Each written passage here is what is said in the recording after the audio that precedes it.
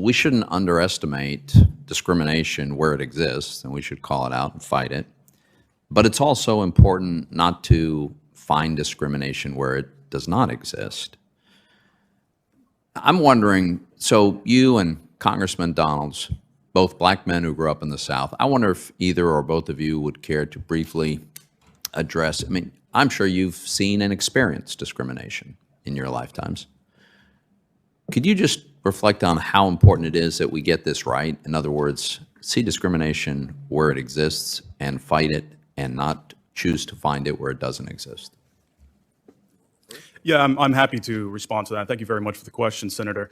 I think it's terribly disempowering if we tell young minority kids in this country that there's discrimination everywhere, there's racism everywhere, there's bias everywhere, that it's institutionalized, that you're going to see it at every turn. That's terribly disempowering. Why would you want to really try your best and succeed and achieve when you know you can't do it anyway, when you're being told that over and over again? I think that overestimating bias or racism or discrimination is terribly disempowering and is not helpful.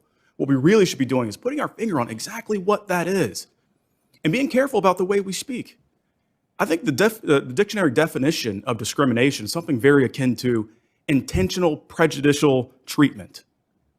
Disparate impact is not that. That is a disparate, that is a gap in outcomes. Okay. Congressman? I agree with what the gentleman said. The only thing I would really add to it, Senator, is if you're going to get into issues associated with what the outcomes are, let's take home ownership, for example. Well, there's a lot of criteria that goes along with it. Number one, what's your credit score? Because if you have a 700 credit score, it's much easier to qualify for a home loan versus if you have a 600 credit score. Number two, what's the value of the home you're trying to buy? Number three, do you have a down payment for the home you're trying to buy? If you take a look at home prices throughout the United States, what's happening is they actually are rising in part because the material to build a home is rising. So if your income level is X, but the cost of the home continues to rise, that's going to have a negative impact overall on your ability to acquire the home.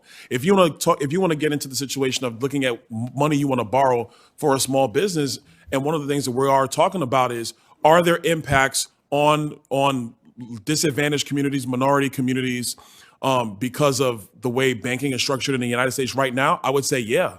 But that fault lies here on Capitol Hill. Because like I said in my testimony, since the passage of Dodd-Frank, community banking in the United States has been eviscerated. So if you're trying to get a business loan, typically how that works is you have a relationship with the lender in the local community bank. If community banks are gone, what's your relationship? Right. And the Wells Fargo checking account is not a banking relationship. That's a place where you deposit your money. As a former Wells employee, I can say that. Yeah, and you're absolutely right. Empirically, there's no disputing that after Dodd-Frank, the launching of new community banks in America simply stopped. It just ended. Mr. Westhill,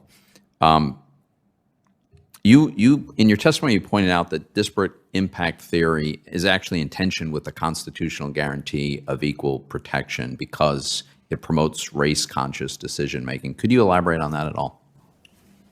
Sure. So basically what you're doing, if you're telling regulated entities that they have to get the outcome right, there's going to be a look, right, at the skin color, at the ethnicity, at the gender, what have you, of the individuals that are asking for a loan or whatever the situation is, because they're trying to avoid liability. That actually encourages racial discrimination. It doesn't do away with racial discrimination.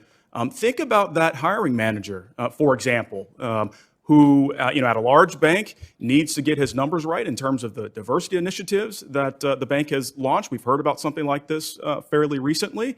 And so they're looking at the individuals that they're interviewing more closely for their skin color. And it doesn't always mean that those individuals are getting the job or getting the loan either. Right, and I wonder if Congressman or Mr. Westhill would comment on this. So we know that the CFPB used flawed data and methodology in the past. Now they're claiming to have more authority to expand the use of disparate impact.